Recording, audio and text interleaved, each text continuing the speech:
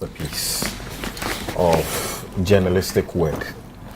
But my question directed to you particularly was because of the special place that you find yourself in seeking to moderate and ensure standards.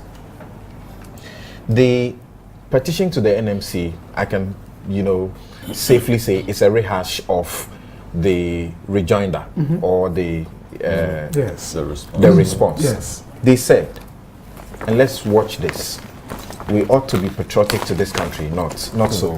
They say that the attempt by Manasseh Awine and multimedia to portray the company as being engaged in the perpetration of acts seen in the first 6 minutes and 20 seconds of the documentary. He begins the documentary by bringing us library footage, Ayawaso and what happened, and so on and so forth. That is not what the group is seen to do, but he uses that and then to tell that story. So they say, or that they are doing this, or similar thereto, only exposes the mischief with which the documentary was laced, and does little credit to the reputation of a media house that prides itself as independent and guided by the ethics of the media profession. They say we bring the complaint because the substance of the story complained of is in various material essentials utterly false, a product of gross misrepresentation of facts, wild speculation by the producer of the documentary specified above, and same betrays a desperate attempt on the part of multimedia and Manasseh Awine to vilify the sincere efforts by the President of the Republic, Nana Addo Dankwa Akufo-Addo, to end the worrying phenomenon of political vigilantism in the country. I read this last portion. Indeed, the story has the effect of tarnishing the image of the country, dampening investor interest, causing disaffection for the President of the Republic, and undermining efforts at curbing vigilantism in Ghana. Can't you put this against the documentary and say they have a point? Absolutely not. Let me start from their own petition and ask, why do they relate the work to vigilantism and the efforts that they describe? And I hope and I believe it is so, that the president is genuinely making towards ending political vigilantism. Look, I don't think that Kojo, who has this ministry that petitioned the National Media Commission and has ever worked as a presenter, or at least worked here in the same media organization that perhaps now he finds issues with. He's doing his job, not in a personal capacity. And I'm absolutely not surprised about it. I think that the work that Manasseh has done has had quite a significant collateral damage on the government and the president, the party, and certainly given the role assigned them, they ought to do what they are doing. I don't think that they are suggesting that journalistically, when you are doing a story or producing a documentary, you shouldn't put it in context. And for me, the first 6 minutes, 20 seconds that they are talking about as referencing the events at Ayawaso West Wuogon was essentially to position the documentary in a context. And talking about political vigilantism and so on and so forth. Why are we all worried? We are all worried because this is a phenomenon that poses a significant threat to our democracy, the stability of our country, and the future generally of this country. And so to say that because the documentary starts with the scenes that we all saw at Ayawaso West Wuogon, which eventually, well, we are waiting for the commission's report, but based on what we heard and all of that. Wait, please, 1 second. Boko Haram started as a religious education activist group. Today they are affiliated with ISIS. Yes. He just told us what the end could be, and he was right. He told us the end, or he told us what the they end could be. He put it in context. Okay, let me get Boko Haram and then get was an education unit. Something Today they are in ISIS. Lead us out. Something briefly. Yes. I think in the course of it, then they say, well, the story is full of, falsehood, fabrications, and so on and so forth. And when I read it, when the petition was filed, and I happened to read, contents of it online, I decided, well, perhaps let's look into the documentary again. Now, is it true that there was a group that was operating and based at the castle? Yes, it's true. Is it true that this group is led by somebody who used to be the personal bodyguard of the president? Yes, that is true. Is it true that the group, once provided a service at an event that had all these high-profile people there? Yes, it is true. Is it true that the group by itself, in previous conversations, had said they are a group, just as we call the Azoka boys, the Hawks, and so on, if you don't want to use the word militia, they agree that they are a vigilante group. Is it true? That was a report by the Daily Guide. We do not know that they challenged it. It doesn't mean that they agree. And a statement made by the leader on television. And this is audio. That they were to protect visual. MPP members. Exactly. Okay. So is it true? Protecting MPP members, does that make them vigilante? No, hold on. Okay. Is it true that it is a group that acknowledges that it is aligned with the ruling party? Yes, that is true. So if you look at all the issues that were raised and contained in the documentary, I am at pains to, find which issues were falsehood. They talk about the castle not being a security zone or whatever. Look, 3 or so ministers of state at the office of 4 of them, ministers of state at the office of the president works from this facility. Now, because of the denial, we all had, a ranking member of the Defense and Interior Committee talk about, as at that time, and this is just this week, what was happening at the Osu Castle. The joint exercise between the U.S. security forces and some Ghanaian security forces and other security forces from neighboring countries operating from within the castle, which ordinarily would have been a privileged information. And then this person says, well, because of the denial, I am forced to put this out. Okay. So if you then say the castle is not, and Kweku, you do a documentary and you make emphatic statements of facts from your point of view, and then there are official sources that come to say, you say it's a military installation. It is not. It is a museum. Should we take the official source, or we should take what you want us to believe? There is the military, the Ghana Armed Forces, that is said to have been involved in locking up the place after the documentary. They come out, issue a statement, and they say we're never involved in any such exercise. No, but Samson, I think it's important that you limit it to the documentary and not stories that were done after the documentary. No, because we are talking about the credibility it is important. Of the documentary. Yes. Let's hear quickly. Look, specific rebuttals to specific aspects of an investigative documentary or any investigative project cannot and must not take away the substance of that investigative project. We have to stay focused. Admittedly, you can give a listening ear to those rebuttals and do an assessment of them on their own merit.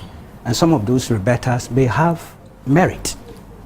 But to overrate those rebuttals and the merit they have in order to deny the substance of a project is trying to choose my words. I want to be big charitable. Might be dishonest. I'm not too sure. That's the softest word. I was looking for. Doc is asking you if that is charitable. Because I couldn't find a way. I'm sorry. Maybe if you can find me a more liberal, moderate one, disingenuous. Yeah, I like that. Yeah, I like that. You see, let me be honest with you. In terms of documentaries, and it's global. When after you've done the raw investigative project, unless it is exclusively meant for security or investigative agencies to deal with, if you decide to do a documentary for public viewing, there are certain illustrations that are brought to bear on the without necessarily them being reflective of the reality. Context. It happens every day. So, for me, yes, I saw that masked person. I saw the website, all those things. It didn't change my view that there's something very serious out there that ought to be interrogated. For instance, let's take the specifics. Oh, it's a castle is a security zone. No longer a security zone. It's now part of the museums and monuments. That's true. That's factual. The security assessment or stature or status of castle has been downgraded. That's a fact. The fact that there are ministries there is immaterial. But the truth of the matter is that it essentially remains a state facility that ought not to have been appropriated by any private group for any business. The gardens, not the... It's part of the installation. Yeah, they had an office, but we have an explanation to why the guy had an office. The gardens are on the beach, the sea. That's where the gardens are. Where are the gardens? But we are told it's available to any member of the public. If you want to have a function there, you can this go group for it. were stationary there and doing some business there, relative to even their own website address. Yeah. You see, so whilst you would want to make a point that's rebutted, that is no longer a security zone, perhaps it's been downgraded considerably. That's a fact.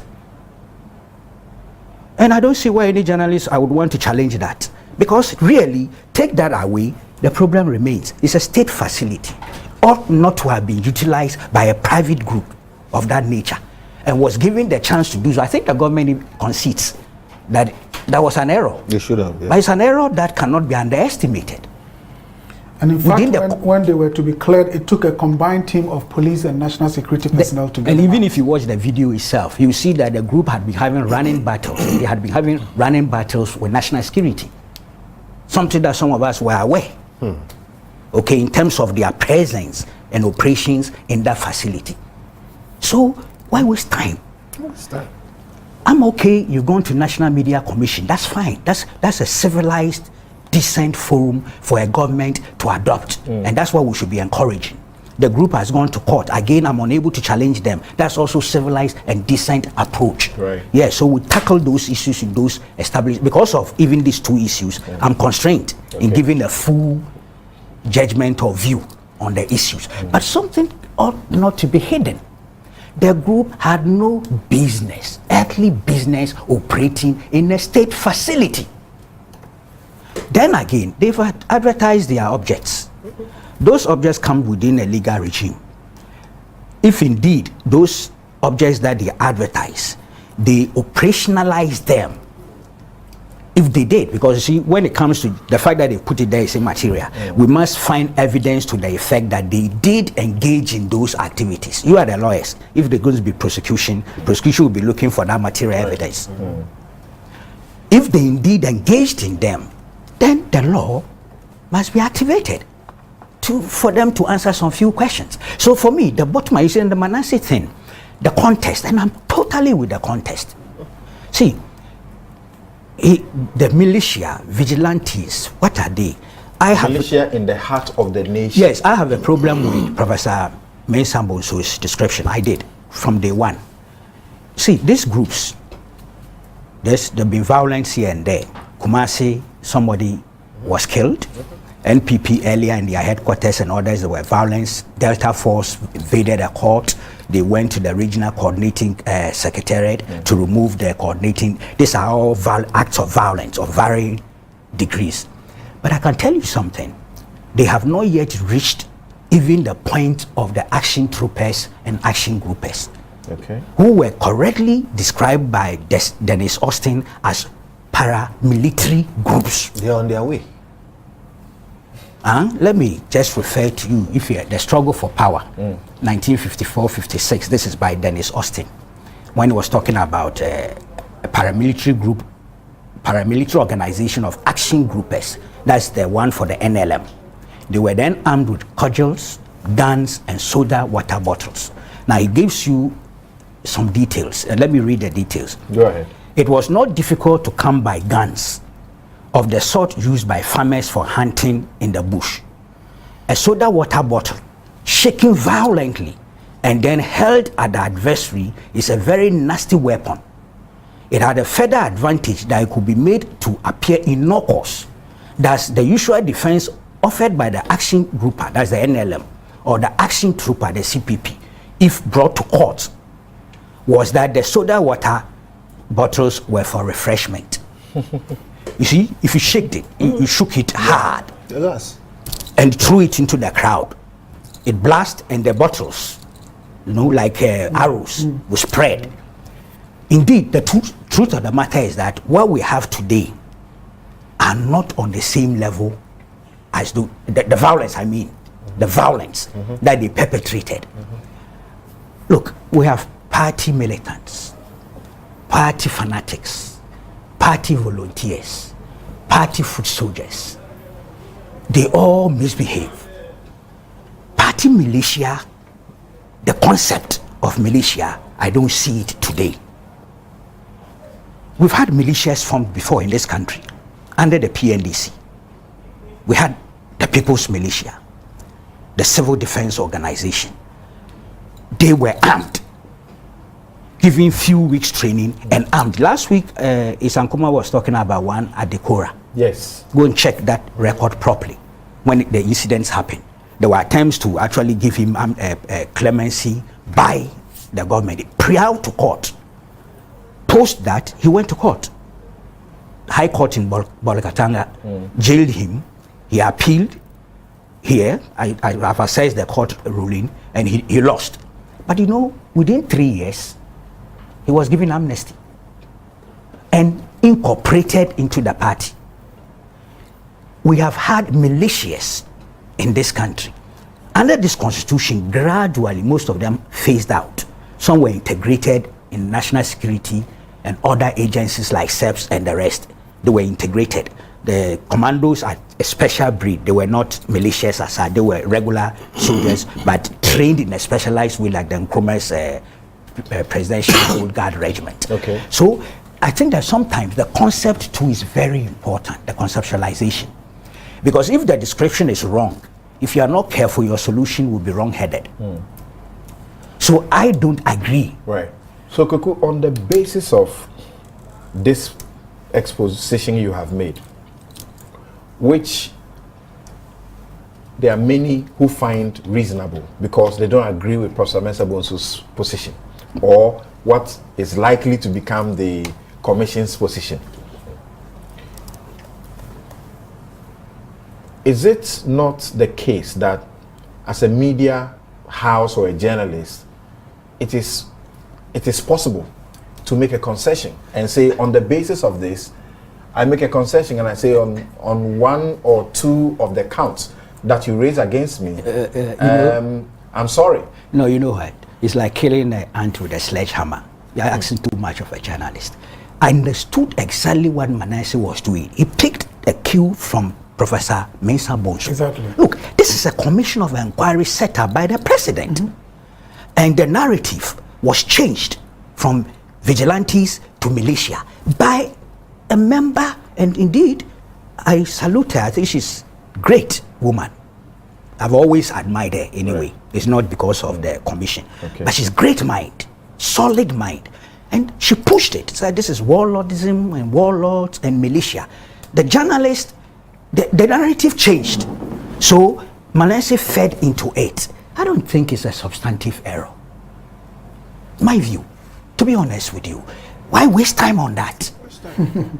Why don't you go for the substance of the documentary? So just a few pointers, and as a senior journalist, clear those for me before I come to Prof. Dr. Kwete. They say that Joy gave a promo, and when we were doing a promotion, they use, library, footage, as in pictures. Yes. They went to BBC, yes, using some pictures from Nigeria's Boko Haram or so, and they use that to say that this is what you should expect when you watch the documentary.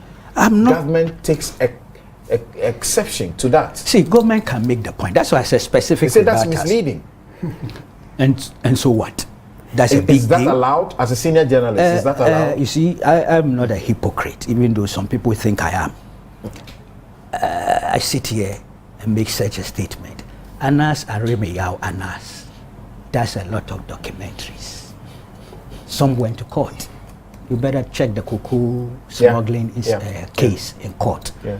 The raw footage and the documentary were both in evidence. The judge decided to concentrate or pass judgment on basis of the raw footage. And he explained why the documentary had been put aside. Because in the documentary, you see all sorts of illustrations that really weren't part of the investigative project. Okay. For instance, there were places where you see street lights. Now, where the bush where he went to do the thing, there were no street lights there. You see tipper trucks with cocoa loaded going to the port. It was to illustrate that this thing we do, we grow cocoa for export and to bring us revenue. But he put all that as part of the initial things to let people understand the history of cocoa production and export. Okay. But in the raw footage, there's none of that. That is pure, straightforward secret forming of those people in the action. So the judge drew an extension. If I were government, that's why I said, well, it's fair they've gone to media commission. That's okay. Perhaps it will help all of us. Right. Next time when we are doing documentaries, we may be a bit more circumspect and how we go about it. Okay. But I do not think we should aggregate those perceived discrepancies, if you like, aggregate them in a judgment form to negative Okay. So the last question for you, and there are many journalists who are listening to this and watching this program. Once again, one thing they take issue with is that he speaks of a question he posed to the Director of Communications at the Office of the President, Eugene Ahin. And the answer he gets is that the president or the presidency is completely unaware of any such group operating in the castle or the castle gardens. The essential question they have asked is, for example, they say the documentary shows an answer to a question asked of the Director of Communications at the Office of the President, Mr. Eugene Ahin. The producer mischievously does not show the question asked, Mr. Eugene Ahin, but shows only the supposed answer. One is left in no position to tell the specific question Mr. Ahin was answering. And my good friend Paul Admochiri also takes this and says that it is wrong in journalism because you must tell the question and then tell us the answer. Well, so we know you asked the right question before you got it's the a answer. legitimate inquiry to mount. You know me, I hardly do peer review, right? Because there's an element of hypocrisy and double standards Okay. there. What I'm going to talk about, perhaps I'm even more guilty of those transgressions than the person you are reviewing, and I've had that standard position of not doing that. Okay. But see, fortunately, they are going to media commission, so we'll see which question was asked but not posted in the video. Okay. But to be honest with you, I'm finding it difficult to say something. But you see, to be honest with you, because if you ask the question, is the presidency or the president aware of a militia group? yes, They can answer in the negative. yes, Because they are aware of a job recruitment agency. Yes. And not a militia group. yes. So that's why I say it's a legitimate inquiry to mount. But really, I don't see why that question missing from the documentary takes away the substance of the documentary. Unfortunately, because this is a democracy, and because we have the mechanisms to cure whatever mischief we perceive, they've gone to the media commission. That question could come out. Okay. Or even if I were Manasseh and the producer, realizing that these are questions people are asking, I've seen that question posed on social media. Yes. Okay. Not just by government.